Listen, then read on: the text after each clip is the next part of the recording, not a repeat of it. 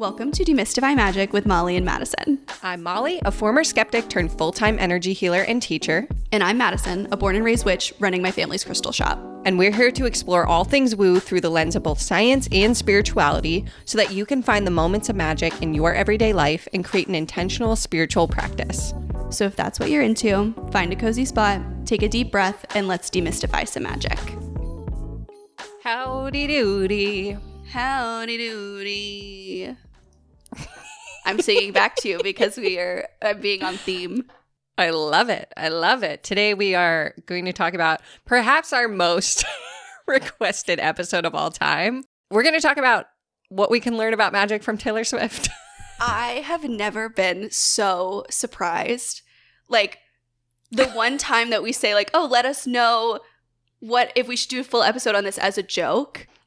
And the way you guys flooded our DMs of, like, feral for the Taylor Swift magic episode. So if you are not a Taylor Swift fan, if you had to grit your teeth and grin and bear it through our Taylor Swift rants, I'm so sorry.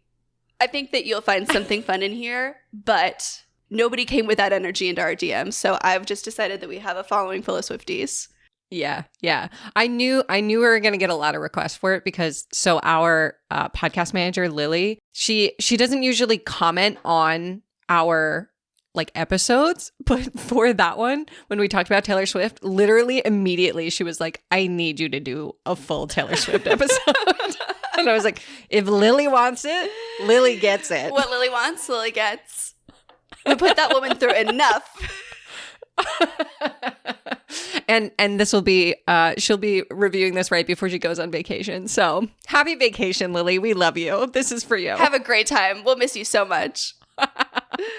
But before we dive in, Madison, what was your magic moment? So my magic moment is more of like a collection of small moments. And it actually involves you, and I haven't told you about it. Me? But Molly and I have both been in this era of having really vivid dreams. And this isn't something that usually happens to, like, I say usually happens to me. I mean more so like this isn't something that I've paid attention to throughout my life.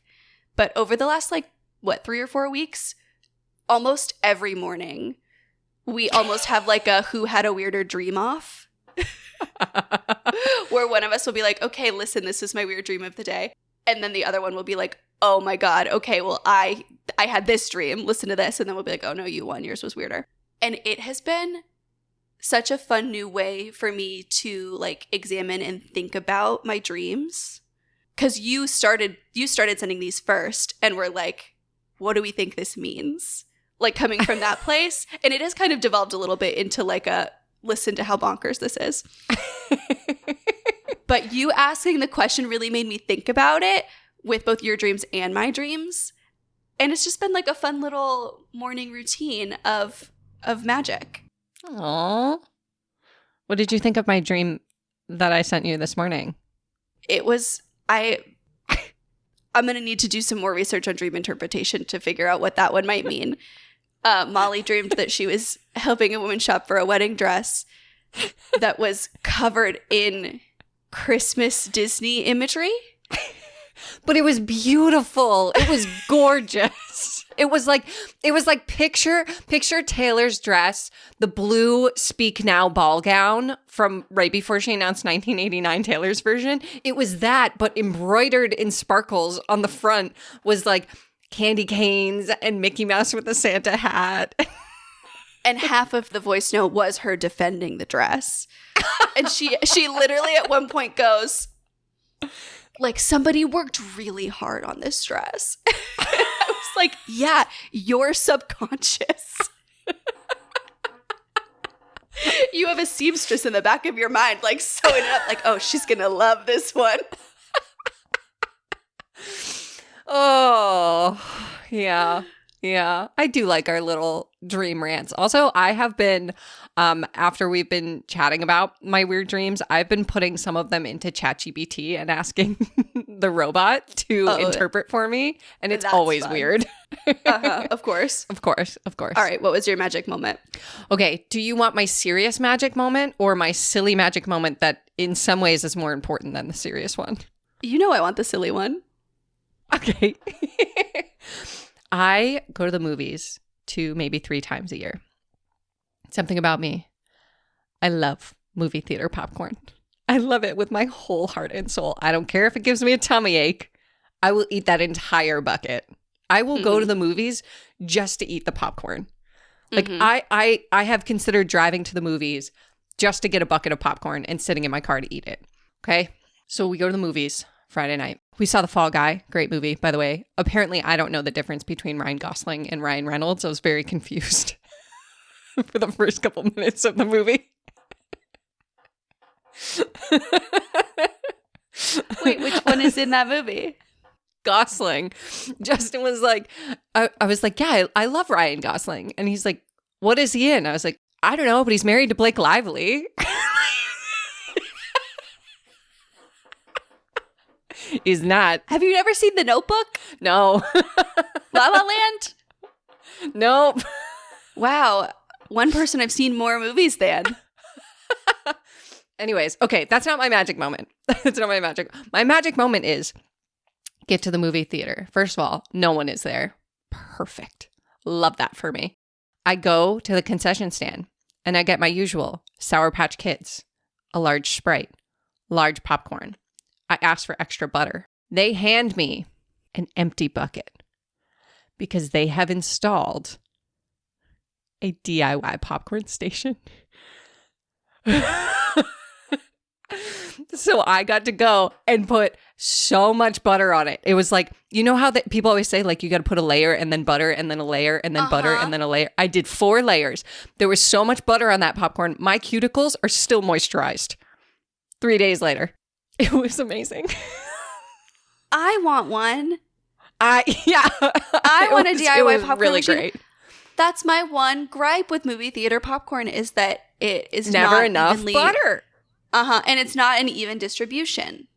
Yep. So it's like the closer you get to the bottom, the worse it gets. Mm-hmm. Not anymore. Wow. Not for me. Mm-hmm. Can we go when I come visit? Yes. Just for the popcorn. We don't even have to just go see for the anything. popcorn. Yeah. I'm down. I was so excited. The squee that came out of my mouth, I think shocked everyone working at concessions. They've never seen someone so excited to be handed an empty bucket. And what a treat for them, too, to bring such joy into someone's life, you know? I know. I was like, God damn. You got to be a magic moment for them as well. Oh, man. I'm like still dreaming of it. I'm like, Tuesdays are cheap movie night at the theater. And I'm almost like, what else can I see this week? That's so funny. It was a good day. I'm still dreaming about it. Anyways, let's talk about what we can learn about magic through Tay-Tay. Yeah, I think one of the most obvious when you think about it is color magic. Mm-hmm. And I didn't even really think about it until you said it to me. But once you see it, you can't unsee it. Yeah. Of how deeply color is tied to each of her albums. Even like in her socials and things like that. You know, when you see the little heart emojis in the order of the colors of the albums, you know exactly what is being portrayed or what is being conveyed in the post. Yeah. I first noticed this when I started thinking about Reputation, right? That black. I know a lot of times people will think like, oh, it's because, you know, she was in like a dark place. But I think protection magic. Yeah. Because that was, I mean, if you were a Swiftie when Reputation came out, it was not like a everybody loves Taylor Swift moment. It was a resurgence. It was a phoenix rising from the ashes. She needed that protective element around her because truly it could have swung the other way. People could have totally thought Reputation was like the stupidest thing ever and the pettiest thing ever and not been on her side. So I think she very strategically chose black as a protective color in that case. Mm-hmm. And same thing with red. when you listen to that album, red is obviously the color of like love and passion, but it is also the color of anger. Mm-hmm. And I don't know how you write a 10-minute breakup song like that without being fueled by rage. Yeah. And then 1989 Taylor's version, like Blue, I feel like that was kind of like a very peaceful launch. Like it was just very well communicated. It was one of her strongest launches too. Mm-hmm. And it just felt like, I don't know. I remember like, I'm very deep in like the lure of Taylor Swift on TikTok, and I remember everyone was kind of like frenzied around she's going to make an announcement, she's wearing blue, and then everyone was just kind of like chill about it after. They're like, fuck yeah, 1989. You know, it was like big open skies. I also love the albums where she uses blue because also it's the color of the throat chakra. Yeah. And so that clear, steady communication. And I don't remember how many songs are on 1989 Taylor's version, but I think it's a lot. Not enough. I'm looking. As a 1989 girly. Never enough. 22 songs. And so now, like, isn't it funny that with Tortured Poets Department being fucking 31 songs, I'm like, oh, only 22 songs? That's nothing. But, like, it's like having so much in the chamber. That's how it is really with all of the Taylor's versions. But I think also the Taylor's version songs on 1989 are such a clear, communicative, like, so good. The message is very clear. Mm-hmm. Yeah. I think 1989 in general has such a clear message, right? Like, it's one of those albums that I think is like universally recognized because you don't have to dig too deep into the lyrics to understand what they're about.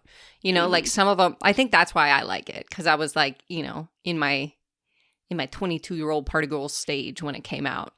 And I still love it to this day, just because it's like you can beep bop to it, or you can dig into lyrics and be like, blue dress on a boat. You know? Ah, yes. Blue dress on a boat. And I think that's also true for her debut album, also being that like blue, that blue-green. If you think about it in terms of like being her first album, her stepping onto the stage and being willing to speak. I think a lot about this with all young artists, with like the willingness to be honest and talk about your life through music as like a kid who has to go to school. Yeah, couldn't be me. That is a level of bravery that I never have and never will possess. And so even if it's not conscious, I think the use of blue is a way to kind of ease that transition and like give sanctuary to what she's saying. Yeah. Because imagine singing about the boy you have a crush on at 16 and knowing that he's gonna hear the song. Couldn't be me. Could not be me. I also think too, like, blue is so tied to water, which is like the element of our emotions. And so I feel like Taylor uses a lot of blue and a lot of water symbology to kind of bring that element in, because so much of her music connects with us on an emotional level. That's why she is such a powerhouse songwriter. Yeah. What do you think the sepia? What do you think that color represents in the Tortured Poets department? I don't know. I thought it was gray. It's like a sepia. I thought tortures... But isn't sepia brown? It's like a beige brown. Those of us who grew up in the early eras of Instagram know sepia well. That was that was my go-to. Okay, I just Googled what is a sepia tone. Sepia? Technically speaking, sepia toning is a chemical process that converts the metallic silver in the emulsion of a photographic print into a silver sulfide compound. This changes the color of the resulting image, makes the photo more resistant to environmental pollutants. Wow. Sepia for protection. That is interesting. Very interesting, because she did say this is like a very autobiographical album that caught her through a hard time. So it's interesting that she's using a color story that could be tied with the magical element of protection. Yeah. What do you think now that we have some context on the Lover album, or at least how she sees the Lover album now? What do you think of that like bright pink color story? I think it's an overextended heart. Because when I think of like bright, like, so the heart chakra can be connected with like that pink or that green. And I always see green as a much more grounded heart chakra because it has that earthiness to it, that groundedness. And the pink, like I see it as like, because it was so bright, because it was so out there, you know, she had hearts everywhere. She had the big rainbow outfits. She had the big hearts on her face, right? Like I see it as like a heart reaching, like grasping forward rather than being really grounded in the body and grounded in self. Ooh, I like that. That's a really good, interesting interpretation. And almost Thanks. I just made it up. like how she's talked about it now, like if you've listened to the playlist that she made through like the stages of grief, a lot of Lover songs are on the Denial playlist. Mm-hmm. And that context, I think, gives credence to that and shows like the need for display almost of like, if I say it enough, I make it true. If I give you enough pink, you'll see. Yeah. So I like that interpretation. What was the order that it came out? Was it Reputation 1989 and then Lover? Or was it 1989 was before Reputation. 1989, Reputation, then Lover. I think. So it was this dark, dark, dark to a bright, bright, bright. Mm-hmm. That's interesting. Yeah. That like flip switch. That I feel like that leans into that denial piece too, because like Taylor's not usually like a 180 era. Like it's a very clear progression from one era to another. You can clearly tell when like one ends, one begins. And it feels like to go from dark, dark black to bright, bright pink, it feels like we're missing something in the middle. And that was when people used to talk about like there was a missing album in there, right? Karma? Yeah, karma. The theory of karma. Yeah. And so like I think that denial could be like she didn't tap into that middle section herself. She just jumped right to the bright, bright pink, right to the grasping for love. And now is like reflecting back and being like, oh, I wasn't like fully grounded in that. Yeah. So then what can we as people who don't, you know, produce studio albums and create eras around them, how can we tie color in such like a all-encompassing way? I think we can do this like retroactively, but also in present day. Like you can reflect back on different quote unquote eras of your life and see like what color was I really into? You know, like in middle school, I had like an electric blue eyeliner phase. And I can look at that and decode and be like, wow, I was like I really wanted to be heard. I didn't feel heard at that time. So interesting. I was gravitating towards that electric blue. Or like, you know, in college, I went through like a dark phase where I just wore a lot of black. And it was like, oh, I felt really vulnerable at that time. So maybe I needed that black for protection. So you can kind of like play with your own eras as that. Or you can bring them into the now. Like if you know, all right, I really want to focus on communication, maybe you buy a blue shirt, buy a blue sweatshirt. Maybe you paint your room blue, right? Change the color of your comforter and like start to bring that color into your everyday so that you're really embodying that energy. Something that was brought to my attention recently with color magic was eating foods of a certain color. Ooh. I got a Reiki session like last week where we talked a lot about my sacral chakra, and the advice that I got was to eat orange foods alongside like wear orange and, you know, bring orange in and always, but also like eat an orange. She even goes, you can even have Cheetos. And I was like, I can even have Cheetos. You're like, say less. Cheetos are healing. You heard it here first. But, you know, with green, bringing in like have a salad, or my first thought truly with blue was put blue icing on a cake. I was going to say blueberries, but sure. Yeah. Sure, that works too. Blueberries is probably a better option, but blue Pop-Tarts. You know, you could have a whole chakra cake. One slice is a different color. Rainbow cake. Shut up. I want that. It's not a bad idea. Dyeing eggs. Oh, yeah. Right? It's not just an Easter activity. No. You just keep your different colored eggs and you say, okay, today I want to work on my heart. Yeah. Take a green egg. Mm-hmm. Yeah. Yeah. I think in general, I love this idea of like eras, especially as a tool for like embodying who you want to be or even like manifestation. I noticed this in myself, like when I was in the early stages of transitioning out of my soul-sucking nonprofit job into working for myself, I noticed the way that I dressed changed when I made that internal decision that like, okay, I'm going to do this for real. And for me, it was thinking about the version of me that works for herself. What does she wear? And it was like leggings and sports bras 24/7. Mm-hmm. And so it was like whenever I could, it was like, I'm getting away with a sports bra underneath my work attire. I'm coming home, I'm changing right into the leggings. If I can take a meeting from home, I'm doing it in my sweats. And that really helped me feel more grounded in this person that I was becoming. And I'm like, I can feel myself like I'm on the precipice of like a new era. I think with this book that I'm writing, that I'm like, I just bought a bunch of flowy dresses. I'm like, who is she? Wearing color, wearing dresses, wearing makeup.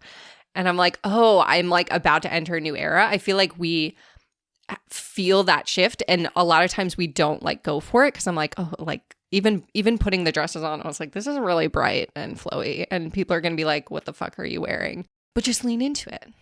When you lean into it, then the era evolves. I had something very similar happen when we decided to open Spellcrafter. Is, you know, at Hedgewitch, I'm very behind the scenes. Like, I'm very rarely out on the floor at the Healing Hedgewitch. Just, like, my job is mostly on the computer and putting together displays and just things like that. Like, I'm not often talking to people who come in at the store.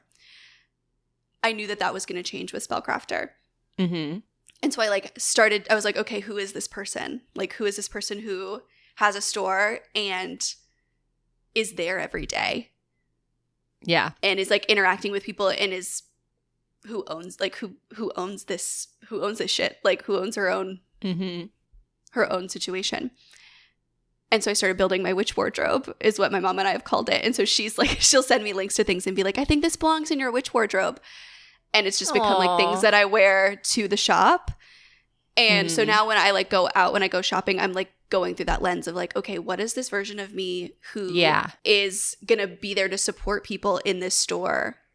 What does she wear? And what is she doing? And how is she carrying herself? And that's been so much fun. I also think it's important what you said about using eras as a form of reflection. I think that's an easier, it's easier to look back and see, okay, here are all of these eras that I've been in. What am I doing now? And what do I want to do next? Yeah. And so when you can kind of segment things that way. Mm-hmm. And it can go beyond outfits too. Like, I'm thinking about the person I am in this era right now. It's like, I'm reading books. I'm reading books. This time last year, I was not reading books. I'm reading fiction books. I'm reading smut. Who is she? Who is she? And I think, was it you and I talking about this? How interesting it was that I entered my reading era and then this opportunity to write this book came along? Oh, no, it wasn't me. But yeah, 100%. I was talking to someone about this and they were like, it's so interesting that you've had this goal to write a book for so long, but you entered this reading era and just like completely got like sucked away into the love of books. And then this opportunity just came forward. And then I've been reading a lot, or I've been listening to a lot of audiobooks on like how to write good books. And Stephen King has a quote, the top of his book about writing books, that says, if you don't have time to read a book, you don't have time to write a book. And I was like, interesting that is the era that I stepped into, where now it's like, I have made time in my life to read and love reading and fall in love with these different fantasies worlds. And now this is coming to me. So I think like what we can learn from this is when you're drawn to change things up, follow that, whether that's in what you're eating, what you're wearing, what you're reading. If you feel stagnant in your life, you can create a new era at any time. Right? Like, you don't have to wait for that call. If you're like, wow, I'm scrolling a lot at night and I don't like that for me. I'm not sleeping very well. It's like, okay, what can you implement into your routine that is a 180 shift that is going to knock you onto a different course to change that and step into that new era? And just think to yourself, like, what would this era of me, maybe you name that era. I'm like, I'm calling it Oprah's bestsellers list era because I'm like, okay, what? I'm redoing my website right now. I'm like, what do I need on my website that would make Oprah's people find my website and go, yep, she's the one we need to call. Bring her in. Mhm. Like I'm seeing everything through that lens. And so you can create that era for yourself, like create that avatar of whoever you want to embody and just ask yourself, what would that person wear? What would that person eat? What would they do first thing in the morning? Or what time would they go to bed? Mhm. What are their hobbies? What do they do for fun? Yeah. Who are they spending time with? Mhm. How much time do they spend scrolling? Yeah. Yeah. Or even like something that I used to do when I felt really stagnant in life that you can totally steal, it's a very easy one, is I guarantee when you go grocery shopping, you come in, you take your cart, you start at the same aisle every single time, right? Mm-hmm. Start at the opposite end of the store. No. That makes me so uncomfortable. It's going to totally throw you off. It's going to completely throw you off.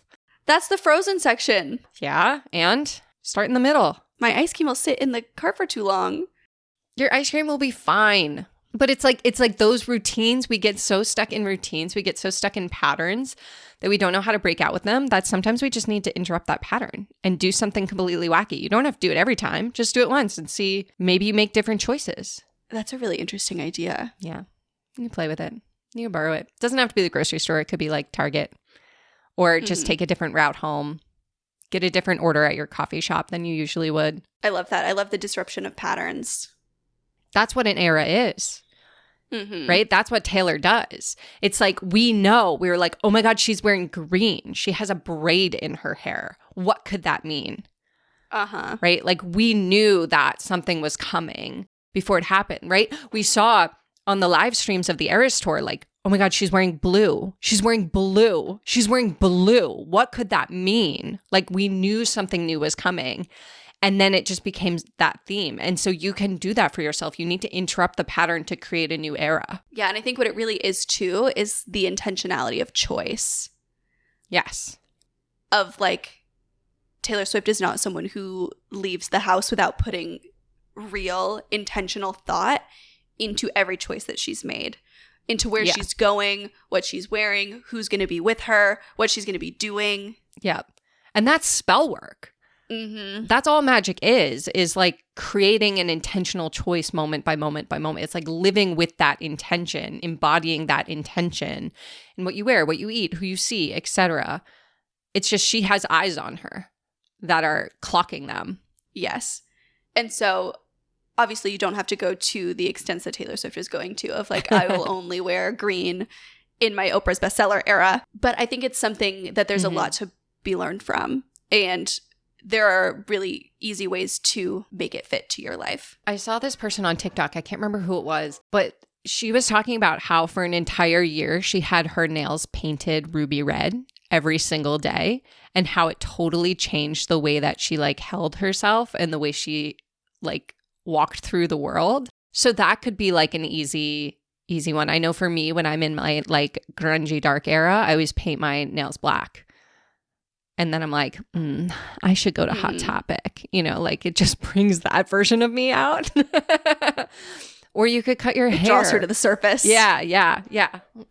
My Taking Back Sunday phase comes back all of a sudden out from the dormancy of my bones. Deep inside you, there's like a goth Molly who's just taking like a breath of life coming out of her coma.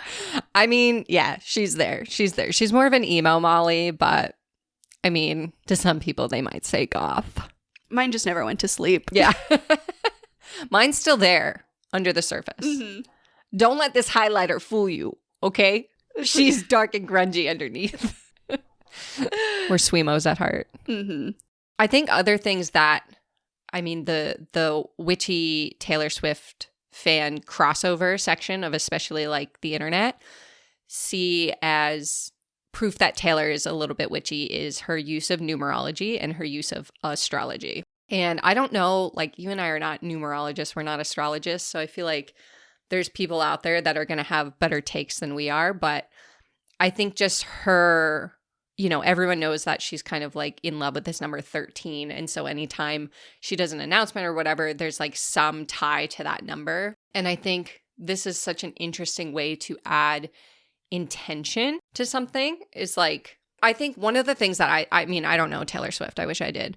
Maybe she'll come on the pod one day when I'm on Oprah's bestseller list. But but I think of it as like a lot of times when we're trying to do, you know, intentional things, we're looking for validation that we're on the right path. And I feel like Taylor Swift uses 13 as that validation.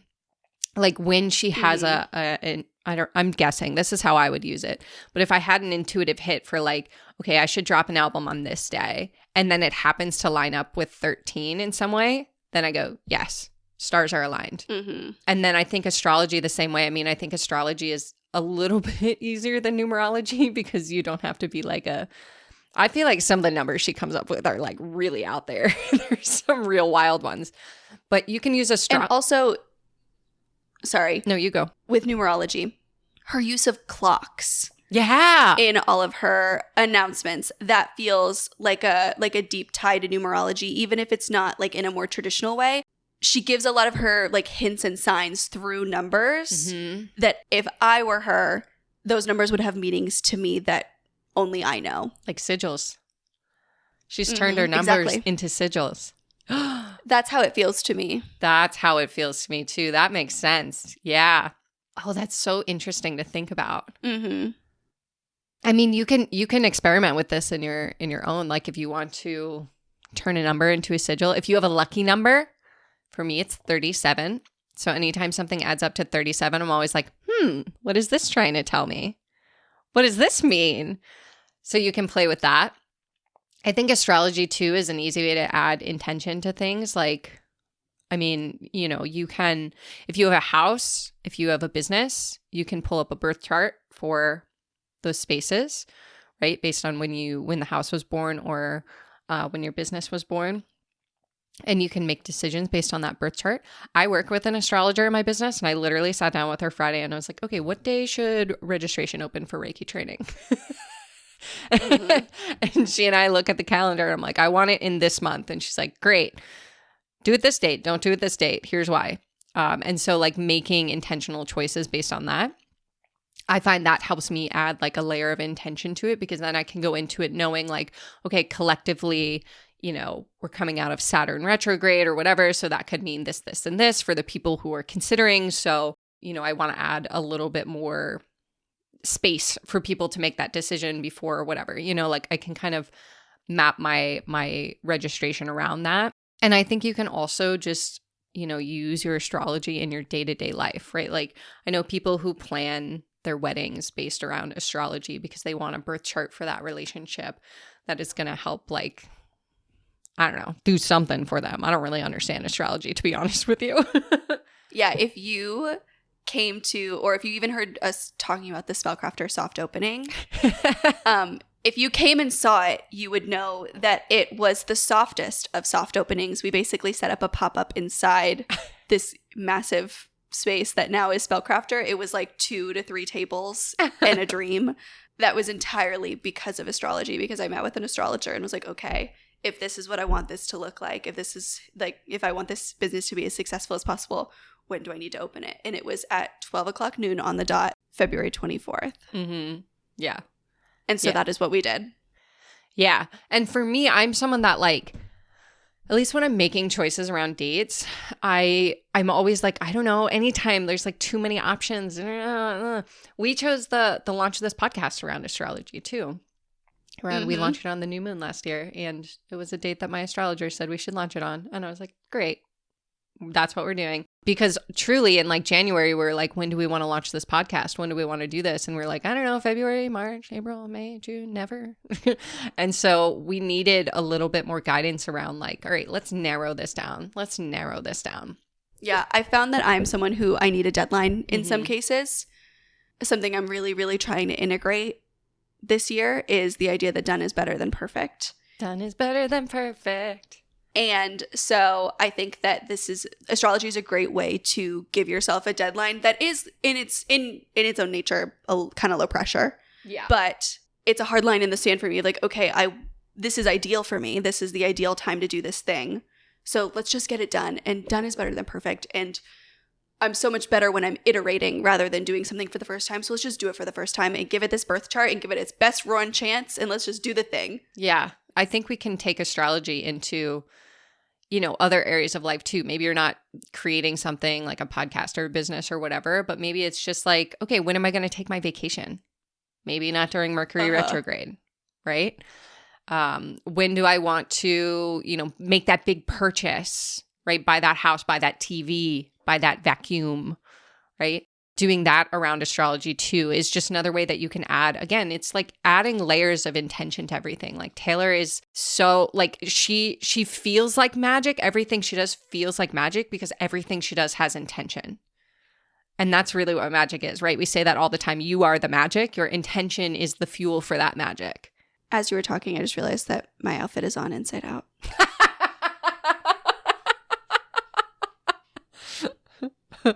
So, yes, retweet to everything that you just said, but also I have to flip my shirt. I should not be allowed to dress myself. You were just trying to hold the clothes close to you. The worst part is that means that it was on my hanger inside out. I mean, most of my clothes are on the hanger inside out. I'm just doing my best. Just doing my best here.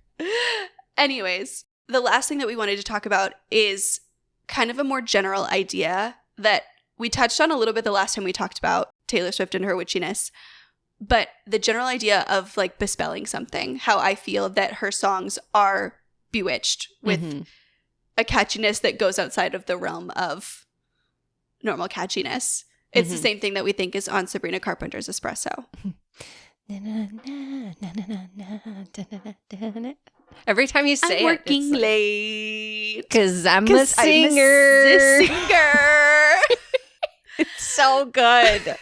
Sabrina, I would like to invite you on the podcast next just to talk about how much we like this one song. I don't think it's an accident that Sabrina Carpenter produces quite possibly the catchiest song of our generation after she spent so much time with Taylor Swift.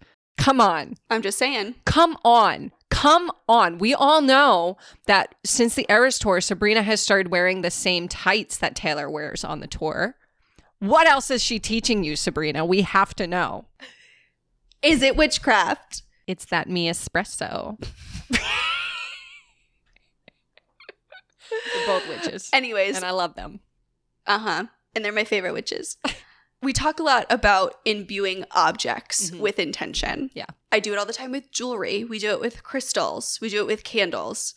All of those methods can be used to imbue an idea with energy, can imbue a song with energy. Wait, can we rapid fire ideas of how to do this? Yeah, go for it. Okay. Oh God, now I feel nervous. Something I do on Instagram that I don't normally talk about is I imbue emojis with different intentions. I treat them like sigils. So when I use different emojis in my posts or even in my bio, they have different layers of intention to them. So like one of them's for protection. One of them is for like calling in the people who agree with this post. So I have like specific emojis I'll only use on posts that I know are going to be a hot take because I only want it to go to the people who are going to like hear that and not be a dick about it. Also, another thing that I learned is you can, if you make like your graphics or whatever on Canva, and you can do this in anything, you can make a sigil the same color as the background